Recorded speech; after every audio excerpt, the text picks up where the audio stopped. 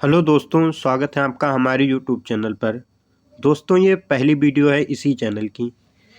इस वीडियो में हम जो पॉलिटी का एक चैप्टर है जिसका नाम है प्रस्तावना, उसके बारे में पढ़ेंगे।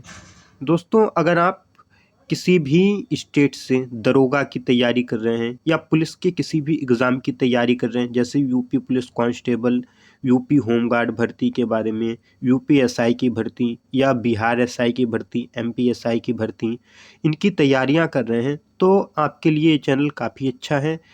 इस पर हम आप लोगों को वीडियो के माध्यम से पूरा सिलेबस, पॉलिटी, जीएस का जो सब्जेक्ट हैं, हिंदी, रीजनिंग, मैथ, सब कुछ कराएंगे और पूरा आपको कंप्लीट सिलेबस बताएंगे।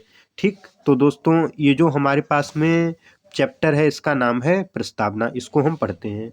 चैप्टर का नाम है प्रस्तावना या उद्देश्य का, तो इसे हम आज पढ़ेंगे। क्या है चैप्टर का नाम? प्रस्तावना। आप लोग देखना, काफ़ी अच्छे से ये चैप्टर है, इसका कॉन्सेप्ट आपका क्लियर होगा। तो दोस्तों, हम सबसे पहले जानते हैं कि ये जो प्रस्तावना है ये क्या होती है। आप लोगों ने जो गवर्नमेंट किताबें हैं या पॉलिटी में भी आप लोगों ने जब पॉलिटी पढ़ी होगी इससे पहले, तो आपने देखा होगा कि बहुत सी जगह किताबों के पहले दूसरे पेज पर लिखा होता है हम भारत के लोग। सही, तो इस तरह से ये जो प्रस्तावना होती है हम भारत के लोग ऐसे करके लिखा होता है। ठीक, तो इसमें क्या बताया गया है कि हमारा जो संविधान है, सही, ये कैसा है, ये देश को किस प्रकार का ढांचा प्रदान करता है। तो उसमें आप देखेंगे समानता का, स्वतंत्रता का, बंधुत्व का, सही, लोकतांत्रिक ढांचा, गणतांत्रिक ढांचा। तो यही संविधान का जिससे हमें उद्देश्य पता चलता है या संविधान का हमें जिससे सारांश पता चलता है उसे हम क्या कहते हैं? प्रस्तावना या उद्देश्य का। तो ये हो गई प्रस्तावना की परिभाषा। अब इसके बारे में जो बहुत ही महत्वपूर्ण पॉइंट है वो हम याद करते हैं। सही, क्या है? पहला, प्रस्तावना भी संविधान का भाग है। प्रस्तावना क्या है? संविधान का भाग है। और ये बात किसने कही थी? सुप्रीम कोर्ट ने कही थी। कब कही थी? केशवानंद केस में, जब केशवानंद का केस चला था, केशवानंद भारती का केस, इसके बारे में हम आपको बताएंगे आगे चल के। सही, तब इस सुप्रीम कोर्ट ने ये कहा था कि प्रस्तावना क्या है? संविधान का भाग है। प्रस्तावना संविधान का भाग है, तो ये हमें याद रखना, प्रस्तावना संविधान का भाग है। ठीक, काफ़ी बहुत ही इम्पोर्टेंट पॉइंट है, प्रस्तावना संविधान का भाग है। ये कब कहा था? सुप्रीम कोर्ट ने केशवानंद भारतीय केस में 1973 में ये केस, इसका निर्णय आया। केशवानंद भारतीय केस 1973, ये काफ़ी इम्पोर्टेंट सन भी है। कई बार आपसे ऐसे पूछ लिया जाएगा केशवानंद भारती केस निम्न में से किस सन से संबंधित है? तो ये क्या है? 1973। ठीक, अब दोस्तों, इसमें जो दूसरा बहुत ही इम्पोर्टेंट पॉइंट है वो है, क्या प्रस्तावना में परिवर्तन किया जा सकता है या नहीं? तो इसका जो उत्तर है, प्रस्तावना में परिवर्तन किया जा सकता है। प्रस्तावना में परिवर्तन किया जा सकता है। इंदिरा गांधी जी ने भी किया भी था। ठीक, तो इसके बारे में अभी हम आगे पढ़ेंगे। तो प्रस्तावना में परिवर्तन किया जा सकता है, लेकिन यहाँ पे अपवाद है। मूल ढांचा परिवर्तित ना हो। मूल ढांचा परिवर्तित ना हो, इसका क्या मतलब है? जैसे कोई ये कह दे कि अब सही, जैसे कोई ऐसा परिवर्तन कर दे जिसमें वो गणतंत्र की जगह पे राजतंत्र कर दे। ठीक, गणतंत्र जो राष्ट्रपति होते हैं उनका चुनाव होता है, सही, अब वो गणतंत्र की जगह पे राजतंत्र कर दे और अपने ही परिवार के किसी व्यक्ति को राष्ट्रपति बना दिया, तो ऐसा परिवर्तन नहीं कर सकते। कैसा परिवर्तन कर सकते हैं?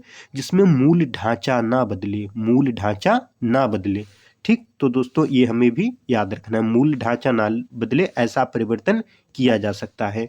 इसमें परिवर्तन किया जा सकता है लेकिन मूल ढांचा ना बदले। ठीक, अब दोस्तों, हम जानते हैं हमारे जो प्रस्तावना है, संविधान की प्रस्तावना है, इसमें बहुत से शब्द आए हैं। ये कौन से देश के संविधान से लिए गए हैं या कौन से देश की क्रांति से लिए गए हैं, इसके बारे में हम जानेंगे। देखिए दोस्तों, प्रस्तावना के सभी शब्दों को आप लोगों को याद करना है। कई बार ऐसे भी क्वेश्चन पूछ लिया जाता है, निम्न में से कौन सा शब्द प्रस्तावना में नहीं है? तो आपको 4 विकल्प दिए होंगे, उसमें एक शब्द होगा जो प्रस्तावना में नहीं होगा। इसके लिए आपको बिल्कुल रटना नहीं है, बस 2-3 बार उसे पढ़ लेना है, आपको पता चल जाएगा कि ये शब्द प्रस्तावना में है, ये शब्द नहीं है। और वैसे भी जो ऑब्जेक्टिव टाइप का क्वेश्चन होता है उसमें हमें आंसर तो दिया ही होता है, बस एक बार जब आप अच्छे से 2-3 बार पढ़ लें तो आप उसे बहुत ही सहजता से उत्तर दे सकते हैं। और पॉलिटी सच में दोस्तों ऐसा विषय है, अगर 10 क्वेश्चन आते हैं तो उसमें 8 से 9 क्वेश्चन काफ़ी आसानी से हो जाते हैं। तो दोस्तों अब हम पढ़ते हैं जो अभी हमने आपको बताया कि प्रस्तावना में जो शब्द है वो कहाँ से लिए गए हैं। तो सबसे पहले आता है गणतंत्र शब्द, गणराज्य शब्द। गणराज्य का अर्थ होता है कि जो देश में इलेक्शन होगा, देश का जो सबसे बड़ा जो पद है वो कैसा होगा, इलेक्टोरेट होगा, मतलब उसमें जो व्यक्ति होगा, उस पर जो व्यक्ति होगा उसका जनता के द्वारा चयन किया जाएगा। ठीक, जनता या जनता के प्रतिनिधियों के द्वारा उसका क्या होगा, चयन किया जाएगा, चुना जाएगा। इसे हम मतलब चुनाव के माध्यम, या इसे हम ये भी कह सकते हैं देश के बड़े से बड़े पद पर भारत का कोई भी नागरिक पहुंच सकता है, या किसी भी देश का कोई भी नागरिक पहुंच सकता है, तो उसे हम क्या कहते हैं, गणराज्य। गणराज्य का मतलब बड़े से बड़े पद, सही, बड़े से बड़े पद पर कोई भी व्यक्ति पहुंच सकता है, तो उसे हम क्या कहेंगे, गणराज्य। और जहाँ पे नहीं पहुंच पाए उसे हम क्या कहेंगे, राजतंत्र। जैसे ब्रिटेन की जो महारानी है, जो राज परिवार है, सही, तो वहाँ के जो राजा हैं वो पहले से ही फिक्स हैं और कोई नहीं बन सकता है। इसी तरह से जो भूटान है, भूटान में भी गणराज्य नहीं है, गणतांत्रिक देश नहीं है। ठीक, तो ये हो गया गणराज्य। ये शब्द कहाँ से आया, ये फ्रांस से आया, ये शब्द हमने फ्रांस से लिया है। फिर इसके बाद में दूसरा शब्द है न्याय। न्याय, हमारे संविधान में 3 प्रकार के न्याय की बात कही गई है। कितने प्रकार के, 3 प्रकार के। सामाजिक न्याय, सामाजिक न्याय का मतलब समानता। आर्थिक न्याय, आर्थिक न्याय का मतलब जो आय अंतराल है उसे कम से कम करना, ये हो गया आर्थिक न्याय। ठीक, या किसी का शोषण वगैरह ये ना करना, ये भी आर्थिक न्याय के अंदर आ जाएगा।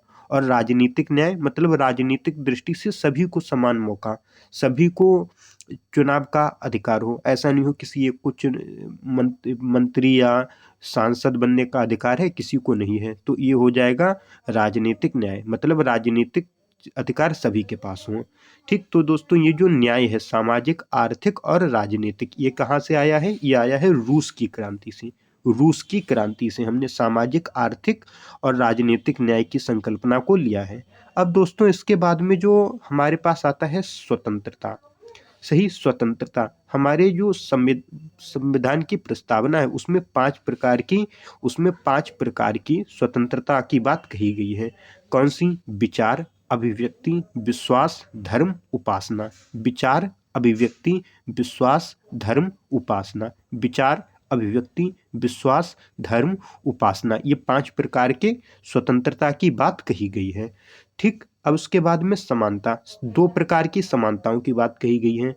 प्रतिष्ठा और अवसर, प्रतिष्ठा और अवसर। प्रतिष्ठा का अर्थ होता है गरिमा, गरिमा, सही, गरिमा मतलब किसी को जैसे इसे छुआ नहीं जाएगा, तो ये क्या हो गया, ये उसकी प्रतिष्ठा पर बात आ गई है, तो इसे हम कहें, या गरिमा पर बात आ गई है, तो इसे हम कहेंगे प्रतिष्ठा की समानता, प्रतिष्ठा की समानता।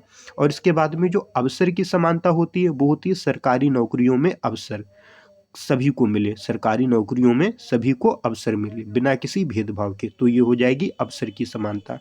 तो हमारी प्रस्तावना में कितने प्रकार की समानता की बात की गई है, 2 प्रकार की। कौन कौन सी, प्रतिष्ठा और अवसर की समानता।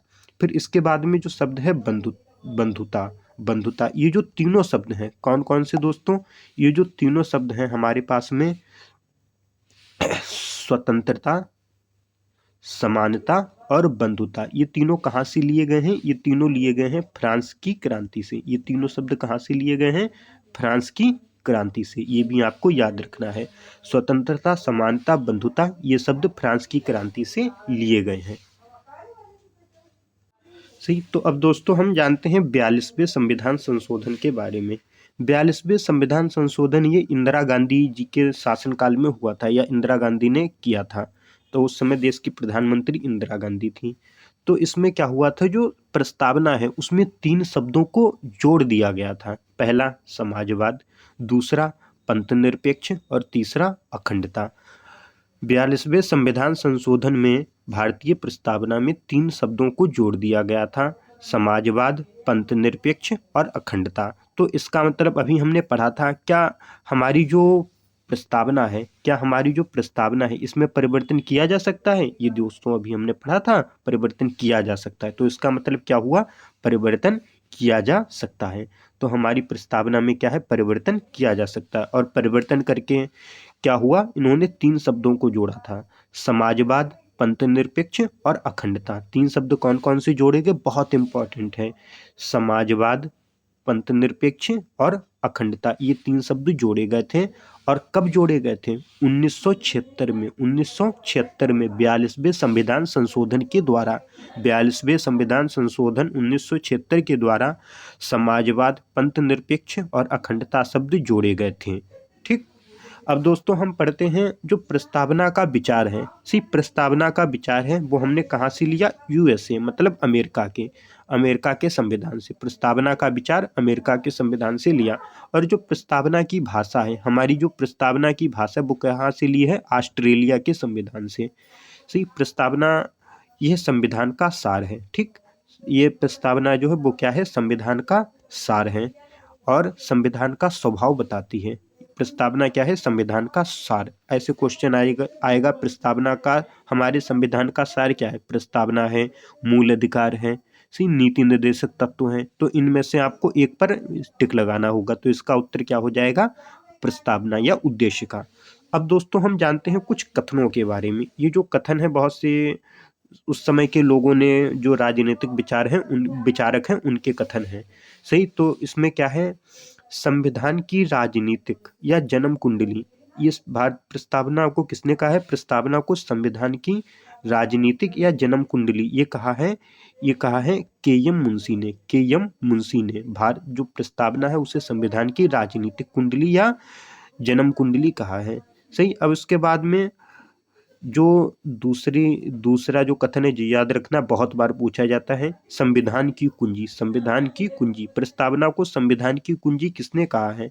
तो इसका जो उत्तर है वो नाम है अर्नेस्ट वारकर ने संविधान की कुंजी कहा है। प्रस्तावना को संविधान की कुंजी कहा है। ऐसे भी क्वेश्चन आ सकता है, संविधान की कुंजी क्या है? प्रस्तावना है, मूल अधिकार है, नीति निर्देशक तत्व हैं। ठीक, तो इस तरह से भी क्वेश्चन आ जाता है। अब दोस्तों जो तीसरी जो कथन है जो आपको याद रखना है, संविधान की आत्मा एवं महत्वपूर्ण भाग। संविधान की आत्मा, प्रस्तावना को संविधान की आत्मा भी कहा जाता है। किसने कहा है? ठाकुर भार्गव ने। ये तीन आपको कथन याद रखने हैं, किसने कहा है? ये तीनों कथन किसके लिए हैं? प्रस्तावना के लिए। अब दोस्तों हम और थोड़े से इम्पॉर्टेंट पॉइंट पे चलते हैं प्रस्तावना के बारे में। केवल 2 पॉइंट हैं, इनके बारे में पढ़ेंगे और लगभग ये चैप्टर आपका पूरा कंप्लीट समझिए आप। 13 दिसंबर 1946 में नेहरू ने उद्देश्य प्रस्ताव रखा था। कहाँ रखा था? संविधान सभा में। 13 दिसंबर 1946 में नेहरू ने उद्देश्य प्रस्ताव रखा तथा 22 जनवरी 1947 में पारित हो गया या स्वीकार हो गया। 22 जनवरी 1947 में पारित या स्वीकार हो गया। तो जो उद्देश्य प्रस्ताव है यहीं से आई है, उद्देश्य का यह प्रस्तावना कहाँ से आई है? उद्देश्य प्रस्ताव से। नेहरू जी के उद्देश्य प्रस्ताव से क्या आई है? प्रस्तावना आई है या उद्देश्य का आई है। तो 13 दिसंबर 1946, और ये कब पारित हुई प्रस्तावना?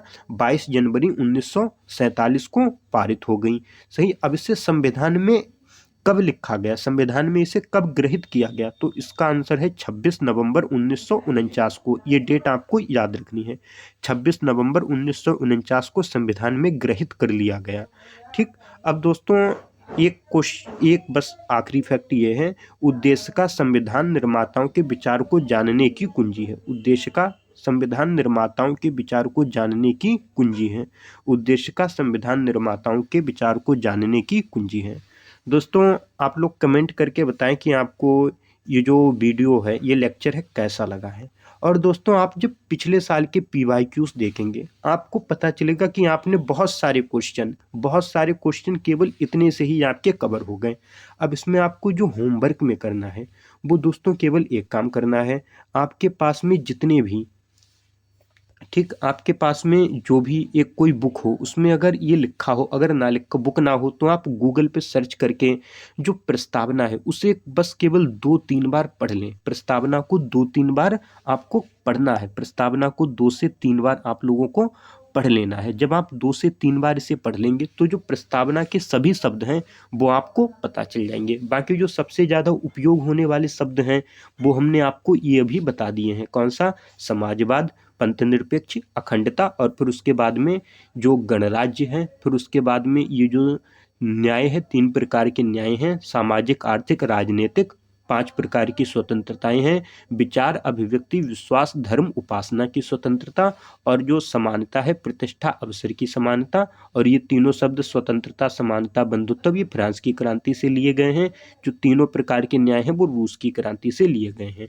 ठीक दोस्तों, इतना ही आपके लिए काफ़ी मोर देन सफिशेंट है, और इससे ज़्यादा किसी भी एग्ज़ाम में नहीं पूछा जाता, चाहे वो कोई सा भी एग्ज़ाम हो, चाहे वो बिल्कुल ग्रुप डी का हो या कितना भी ए लेवल का हो, कोई भी हो, सही, उसमें इससे ज़्यादा नहीं पूछा जाता है। तो दोस्तों, आप लोग कमेंट करके बताना कि आपको ये चैप्टर कैसा लगा। सही, अगर आपको अच्छा लगा हो तो अपने दोस्तों के साथ भी शेयर करें। और दोस्तों, आप जिस भी कम्पिटिटिव एग्ज़ाम की तैयारी कर रहे हैं उसके PYQ से ये चैप्टर ज़रूर करके देखना कि आपके सभी PYQ कंप्लीट हो रहे हैं या नहीं। अगर नहीं हो रहे हैं तो कमेंट करके ज़रूर बताना। उसी हिसाब से हम अपने कंटेंट में फिर से परिवर्तन करेंगे। तो दोस्तों, इस वीडियो को देखने के लिए आप सभी का धन्यवाद।